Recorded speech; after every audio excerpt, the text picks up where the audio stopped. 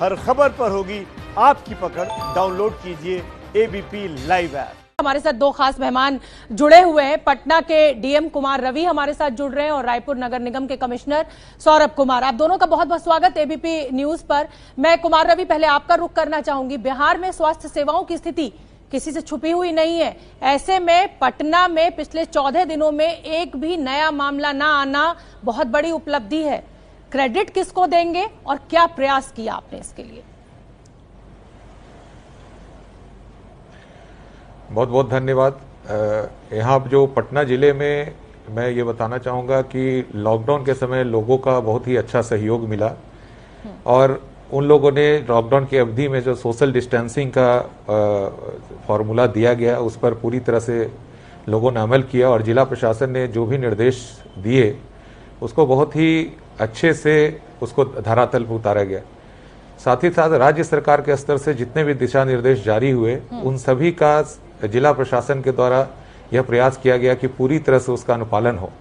सबसे जो इसमें महत्वपूर्ण ये किया गया कि एक्टिव स्क्रीनिंग कराएगी। जितने भी लोग बाहर से आए हुए थे उससे संबंध में जो निर्देश प्राप्त हुए कि सभी लोगों की एक्टिव स्क्रीनिंग कराई जाए। तो इसमें लगभग विदेश से आने वाले पटना जिले में 940 लोग थे। सभी से थाना के माध्यम से सत्यापन कराया गया। जितने भी लोगों के फ़ोन नंबर्स थे उनके फ़ोन नंबर्स पे संपर्क किया गया और जो भी सिम्टोमेटिक लोग थे उनकी अनिवार्य रूप से जांच कराई गई। इसके अतिरिक्त जितने भी लोग लॉकडाउन अवधि के प्रारंभ होने के ठीक पहले पटना में आए थे उनकी अनिवार्य टेस्टिंग कराई गई और उसके बाद जितने भी लोग उसमें पॉजिटिव निकले उन सभी की कॉन्टैक्ट ट्रेसिंग बहुत ही गहराई से की गई। इसके लिए जिला स्तर पर हम लोगों ने सेल्स बनाए और सभी की चीज़ों की मॉनिटरिंग की। ठीक है, अब बने रहिए कुमार रवि हमारे साथ। अब मैं रुक कर लेती हूँ रायपुर नगर निगम के कमिश्नर सौरभ कुमार का। सौरभ कुमार जी, जैसा कि आपने पटना के डीएम को भी सुना होगा, जियो फेंसिंग और कॉन्टैक्ट ट्रेसिंग, क्या यही दो गुर हैं जिससे आप इन मामलों को रोक पाए रायपुर में? शोभना जी, जैसा पटना के डीएम साहब ने बोला था कि कॉन्टैक्ट ट्रेसिंग करना, हमको ये चिन्हांकन कर लेना कि कौन व्यक्ति हैं जो समय सीमा के पहले आए हैं, भले ही किसी नगर निगम क्षेत्र में आए हो, किसी राज्य में आए हो, और ऐसे व्यक्तियों के संपर्क में और कितने लोग आए इनको चिन्हांकन करना और इनकी इफेक्टिवली क्वारंटाइन करना, इनको ट्रेस करना, इनको सिम्टोमेटिक होंगे तो इनको टेस्ट करना, ये एक बहुत ही महत्वपूर्ण कड़ी है।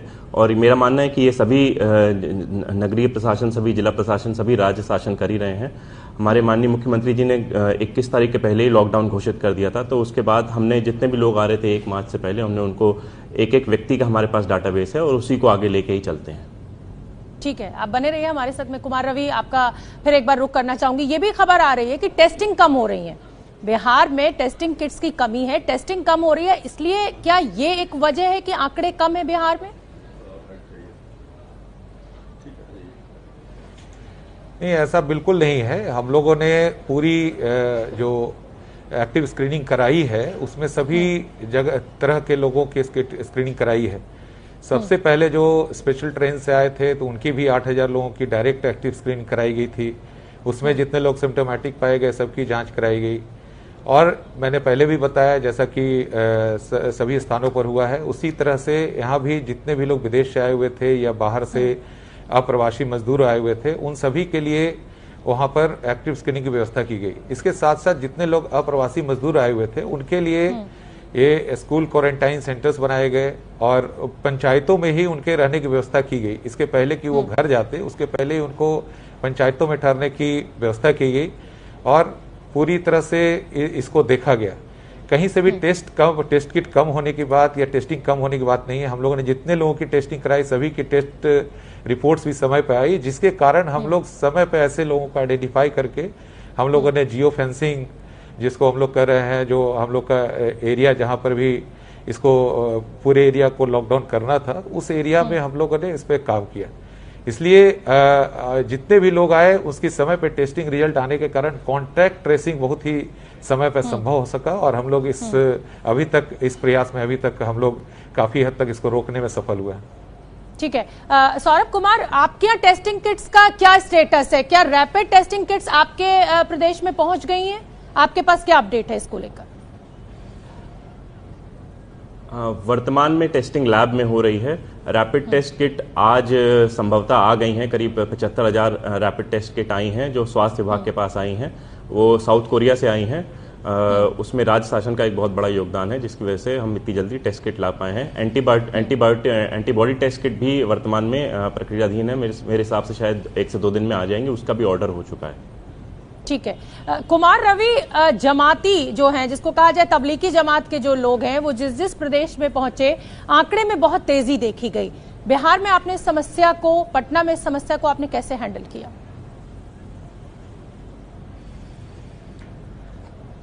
इसके संबंध में मैं ये कहना चाहूँगा कि जैसे ही हम लोग को इसके बारे में सूचना मिली, राज्य स्तर से जो भी हम लोग के पास आंकड़े आए और जितने लोगों को भी नाम इसमें प्राप्त हुए, सभी मामलों में हम लोग के स्थानीय प्रशासन के द्वारा उसका सत्यापन किया गया और सत्यापन के बाद उन सभी को क्वारंटीन किया गया और टेस्टिंग कराई गई। और अच्छी बात रही कि इसमें कोई भी ऐसा मामला नहीं आया जिसमें मामले पॉजिटिव आए हों। तो इससे हम लोग को फर्दर जो इसमें स्प्रेड करने का मामला बन सकता था वो बिल्कुल पटना में नहीं हुआ। और जितने भी लोग इससे अगर कहीं दूर से भी कनेक्टेड थे तो हम लोगों ने उस मामले को ट्रेस किया और उसको वहीं पर उसकी टेस्टिंग और जो स्क्रीनिंग करा करके हम लोगों ने मामले की पूरी गहराई से जांच पड़ताल की। और कोई भी इसमें हम लोगों ने जितने लोगों की टेस्टिंग कराई उनकी कहीं भी कोई पॉजिटिव मामला उसमें नहीं आया। इस समय एबीपी न्यूज पर वो 2 चेहरे हैं जिनको क्रेडिट दिया जाना चाहिए। पिछले 14 दिन में एक भी मामला ना पटना में आया है, ना रायपुर में, और पूरे देश को सीख भी लेनी चाहिए इन अधिकारियों से। कुमार रवि, 20 अप्रैल से छूट देने वाली है केंद्र सरकार, कैसे करेंगे हैंडल, क्या रणनीति? इसके लिए तैयारियां की जा चुकी हैं। जितने भी इसके स्टेक होल्डर्स हैं उनके साथ बैठक की जा चुकी है और इसमें मुख्य रूप से जो एग्रीकल्चर सेक्टर है और रूरल एरियाज में है उसमें काफी सारी एक्टिविटीज हैं जिसको प्रारंभ किया जाना है। उसकी भी व्यवस्था प्रशासनिक पदाधिकारियों के माध्यम से की गई है। इसके अतिरिक्त जो हमारे श्रमिक हैं उनको मनरेगा के माध्यम से ज़्यादा रोजगार मिले और जो वाटर कंजर्वेशन स्कीम्स है उसके माध्यम से ज़्यादा रोजगार मिले, उसके लिए सभी तैयारियां की गई हैं और पदाधिकारियों को इसकी जानकारी दे दी गई है। जो भी गाइडलाइंस जारी किए गए हैं उसके तहत जो एक्टिविटीज़ हैं वो बिल्कुल निर्बाध रूप से हो और लॉकडाउन भी अच्छी तरह से इन्फोर्स है। दोनों की तैयारी पटना जिला प्रशासन ने की है। जैसा कि लगातार हम आपको बता रहे हैं, कुछ ऐसे भी अधिकारी हैं जिन्होंने अपने जिले में कोरोना को आने ही नहीं दिया। पिछले 14 दिनों में एक भी मामला नहीं आया है। और ऐसे एक अधिकारी रायपुर नगर निगम के कमिश्नर सौरभ कुमार हमारे साथ मौजूद है। सौरभ कुमार जी, आपसे जानना चाहूंगी कि कल आरबीआई ने एक बड़े लोन की घोषणा की है। नाबार्ड और सिडबी को मिलाकर कुल 1 लाख करोड़ का ये लोन है। क्या कुछ प्लानिंग आप अधिकारियों के द्वारा की जा रही है कि इसका कैसे उचित प्रयोग किया जाए और ज्यादा से ज्यादा फायदा नीचे तक पहुंचे?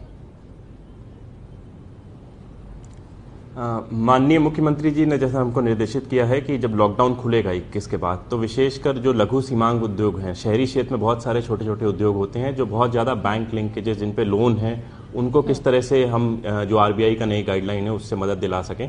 तो सभी बैंक्स के साथ मीटिंग की जा रही है। इवन जो एसोसिएशन है उनके साथ भी मीटिंग की जा रही है, जो एमएसएमई उद्योग के एसोसिएशन है। और ये कोशिश रहेगी क्योंकि इस संकट की घड़ी में कोई भी उद्योग बैंक लोन ना हो पाने या रीपेमेंट ना कर पाने के कारण किसी भी तरह से उसको समस्या का सामना ना हो।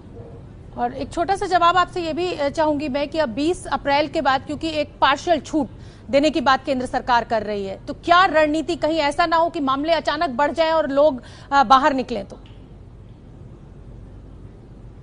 नहीं, जो गृह सचिव सेक्रेटरी साहब की निर्देश है बहुत ही क्लियर है। हमको हर कार्य में सोशल डिस्टेंसिंग करनी है। हम जो छोटे छोटे उद्योग खोलेंगे भी, इवन प्राइवेट उद्योग भी खुलेंगे, 50% की सीमा पे ही खुलेंगे। जहां 100 लोग काम कर रहे थे वहां 50 लोग ही काम करेंगे।